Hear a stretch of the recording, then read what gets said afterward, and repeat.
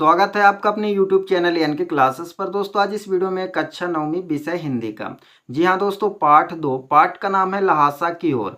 जी हाँ दोस्तों इस पाठ पर जितने भी प्रश्न हैं सभी प्रश्नों का उत्तर मैं आपको सरल एवं सटीक शब्दों में बताऊंगा। चैनल पर नए साथी हो तो चैनल को पूरे मन से पूरे दिल से सब्सक्राइब कर लीजिएगा क्योंकि यह चैनल आपके लिए बहुत ही महत्वपूर्ण होने वाला है। चलिए बिना टाइम वेस्ट किए फटाफट प्रश्न देखते हैं। तो जो आपका पहला प्रश्न है यहाँ पे देखिएगा, थोड़ला के पहले के आखिरी गांव पहुंचने पर भिखमंगे के बेश में होने के बावजूद लेखक को ठहरने के लिए उचित स्थान नहीं मिला, जबकि दूसरी यात्रा के समय भद्रवेश भी उन्हें उचित स्थान नहीं दिला सका, क्यों? आपका पहला क्वेश्चन है, इसका उत्तर आपको यहां से लिखना है। देखिए आपको उत्तर का हेडिंग डालना है, फिर इसमें लिखना है थोड़ला के पहले के आखिरी गांव पहुंचने पर भिखमंगे के बेश में होने के बावजूद लेखक को ठहरने के लिए मंगोल भिक्षु स्मृति का परिचय होने के कारण उचित स्थान मिला, जबकि दूसरी यात्रा के समय भद्रवेश भी उन्हें उचित स्थान इसलिए नहीं दिला सका क्योंकि लेखक तथा सुमति वहां शाम के समय पहुंचे थे। उस समय वहां के लोग क्षण पीकर होश हवास में नहीं थे, अतः उन्हें अच्छे अथवा बुरे की पहचान नहीं थी। इसके अतिरिक्त बहुत कुछ उन लोगों की मनोदशा पर निर्भर था। अंत में लेखक को एक झोपड़ी में ठहरना पड़ा। इस तरह से आपका पहला क्वेश्चन कंप्लीट होता है। पूरा का पूरा आपको इसी तरह से लिखना है। साथियों अगर चैनल पर नए हैं तो चैनल को पूरे मन से पूरे दिल से सब्सक्राइब कर लीजिएगा। इसके बाद जो आपका दूसरा क्वेश्चन है साथियों, जो आपका दूसरा क्वेश्चन है, उस समय की तिब्बत में हथियार का कानून न रहने के कारण यात्रियों को किस प्रकार का भय बना रहता था। ये आपका पाठ 2 हिंदी कक्षा 9वीं का दूसरा क्वेश्चन है। इसके उत्तर में लिखेंगे। साथियों सबसे पहले आपको उत्तर का हेडिंग डालना है, फिर लिखना है उस समय के तिब्बत में हथियार का कानून न रहने के कारण सामान्य लोग भी पिस्तौल तथा बंदूक लेकर घूमते थे। मार्ग में लूटपाट करने वाले डाकू तो पहले आदमी को मार देते हैं, इसके बाद धन आदि की तलाशी करते हैं। डाकू यदि यात्रा को जान से न मारे तो उनके लिए भी खतरा पैदा हो जाता है, अतः उस समय यात्रियों को भय बना रहता था। इस तरह से आपको लिखना है। बहुत ही सरल है, आपको पूरे सरल एवं सटीक शब्दों में ऐसे ही वर्ड का उपयोग करना है। तो साथियों आपका दूसरा क्वेश्चन कंप्लीट हो जाता है। तीसरा क्वेश्चन देख लीजिए। पूरे के पूरे प्रश्नों का उत्तर मैं आपको एक ही वीडियो पर बताऊंगा। चलिए तीसरा क्वेश्चन देख लीजिए। चैनल पर नए हैं तो चैनल को पूरे मन से पूरे दिल से सब्सक्राइब कर लीजिए। तो साथियों ये रहा है आपका तीसरा क्वेश्चन कक्षा 9वीं विषय हिंदी। लेखक लंगोर के मार्ग में अपने साथियों से किस कारण पिछड़ गया था। बहुत ही इंपॉर्टेंट क्वेश्चन है। यह क्वेश्चन आपके पेपर में कई बार आ चुका है, परीक्षा की दृष्टि से बहुत ही महत्वपूर्ण है। तो इस प्रश्न को अच्छे से आप पढ़ ही लीजिएगा क्योंकि यह क्वेश्चन आपके हर पेपर में आता है। क्वेश्चन है, लेखक लंगोर के मार्ग में अपने साथियों से किस कारण बिछड़ गया था। तो इसके उत्तर में आपको लिखना है, लेखक लंगोर के मार्ग में अपने साथियों से भटकने तथा घोड़े द्वारा धीरे धीरे चलने के कारण पिछड़ गया था।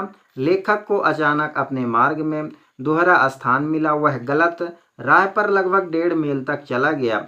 पता चलने पर वह इतना ही लौट कर आया था। इन कारणों से वह साथियों से पिछड़ गया था। इस तरह से आपको लिखना है। प्रश्न क्रमांक 3 है कक्षा 9वीं विषय हिंदी का। पाठ का नाम है लहासा की ओर, यानी कि पाठ 2 का तीसरा क्वेश्चन यहाँ से आपका कंप्लीट हो जाता है। साथियों अगर आप चैनल पर नए हैं तो चैनल को पूरे मन से पूरे दिल से सब्सक्राइब कर लीजिए क्योंकि यह चैनल आपके लिए बहुत ही महत्वपूर्ण होने वाला है। चलिए चौथा क्वेश्चन देख लीजिएगा। साथियों जो आपका चौथा क्वेश्चन है यहाँ पे देखिए, लेखक ने शेखर बिहार में सुमिति को उनके यजमानों के पास जाने से रोका परंतु दूसरी बार रोकने का प्रयास क्यों नहीं किया। बहुत ही महत्वपूर्ण क्वेश्चन है, वीडियो के अंत तक बने रहिएगा। पूरा का पूरा क्वेश्चन मैं आपको आज इस वीडियो पर कंप्लीट कराने वाला हूं। तो साथियों वीडियो बड़ा हो सकता है क्योंकि पूरे प्रश्न आएंगे इस वीडियो पर, तो अंत तक आप जरूर देखिएगा ताकि आपको पूरे प्रश्नों का उत्तर एक ही वीडियो पर मिल सके। आपको इसके उत्तर में लिखना है, लेखक ने शेखर बिहार में सुमिति को उनके यजमानों के पास जाने से रोका परंतु दूसरी बार रोकने का प्रयास इसलिए नहीं किया कि जिस मंदिर में लेखक और सुमिति बैठे थे वहां बुद्ध वचन अनुवाद की मोटे कागज पर हाथ से लिखी हुई एक 103 पोथियां रखी थी। लेखक उनके अध्याय में लग गया था। इस कारण से यानी कि दूसरी बार रोकने का प्रयास नहीं किया। इस तरह से आपका प्रश्न क्रमांक 4 कंप्लीट हो जाता है। आप कक्षा 9वीं विषय हिंदी का पाठ 2 का प्रश्न उत्तर देख लें। फटाफट चैनल को सब्सक्राइब कर लीजिएगा, वीडियो को लाइक कर दीजिए और अधिक से अधिक वीडियो शेयर कर दीजिएगा। साथियों, क्वेश्चन आपका 4 कंप्लीट हो जाता है। 5वां क्वेश्चन इसके आगे देख लीजिए। साथियों, जो आपका 5वां क्वेश्चन है यहाँ पर देख लीजिए। अपनी यात्रा के दौरान लेखक को किन कठिनाइयों का सामना करना पड़ा? यानी कि जब लेखक अपनी यात्रा कर रहे थे तो उस समय लेखक को किन किन कठिनाइयों का सामना करना पड़ा था, इसको आपको लिखना है।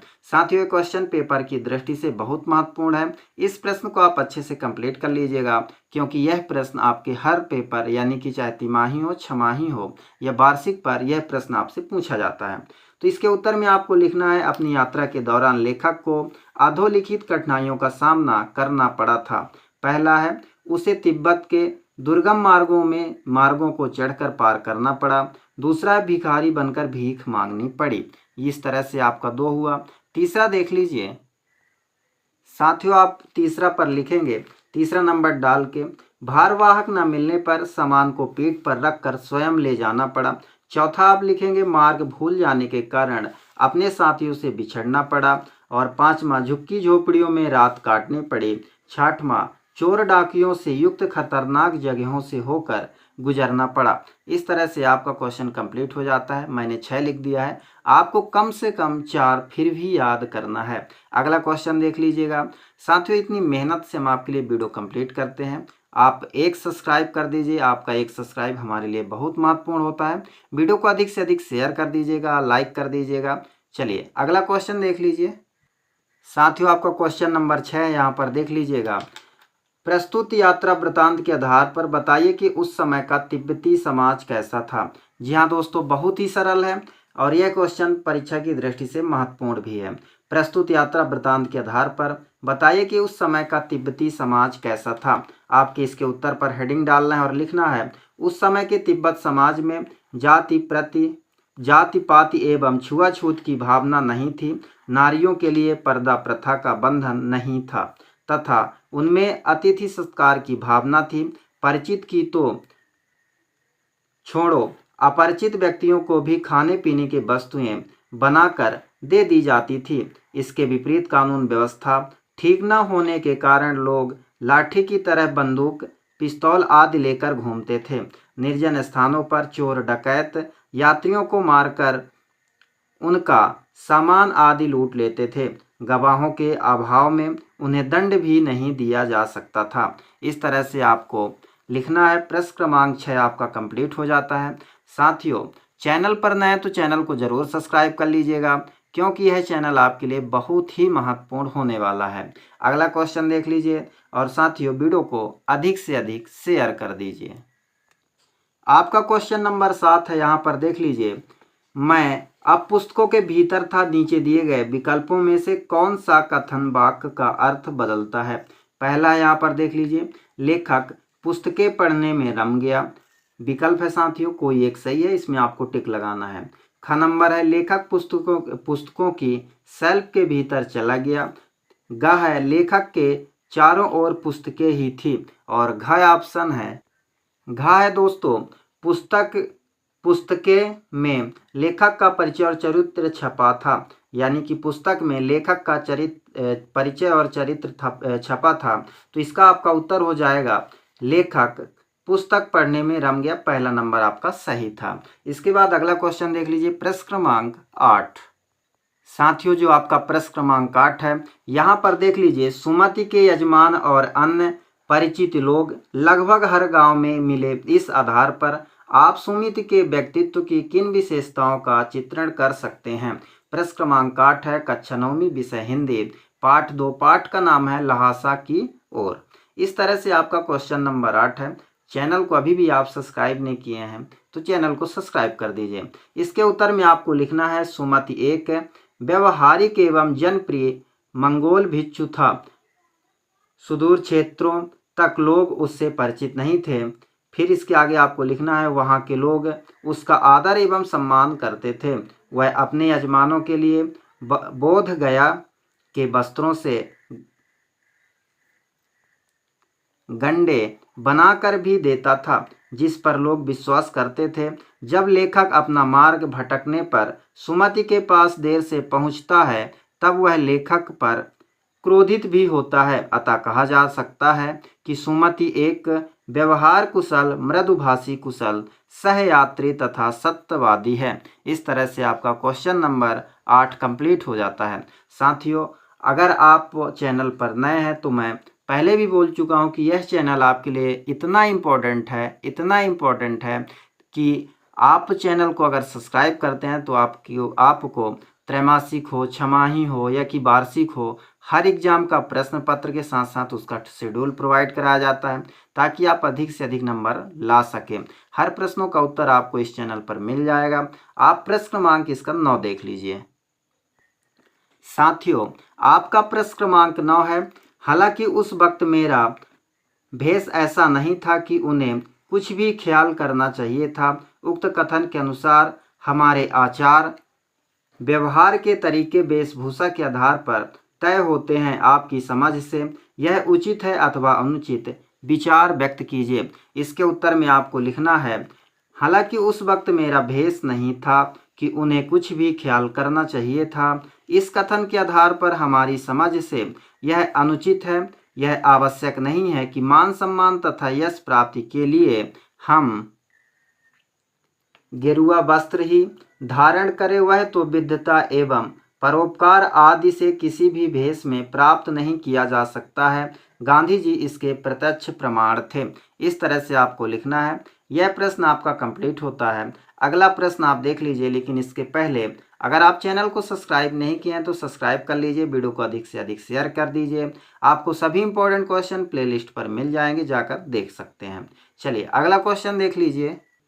साथियों, जो आपका क्वेश्चन नंबर 10 है, यात्रा वृतांत के आधार पर तिब्बत की भौगोलिक स्थिति का शब्द चित्र प्रस्तुत करें। वहां की स्थिति आपके राज्य शहर से किस प्रकार भिन्न है। इसका उत्तर आप देख लीजिए और इस उत्तर को आप अच्छे से पढ़ लीजिए, क्योंकि यह प्रश्न आपका आता भी है। तो इसके उत्तर में आपको लिखना है, तिब्बत की ओर आने वाला मार्ग अति दुर्गम है, साथ ही वहाँ के टाँड़े बहुत ही खतरनाक है। थोड़ला नामक स्थान को पार करना बहुत कठिन था। उसके आसपास कोई गांव या बस्ती नहीं थी।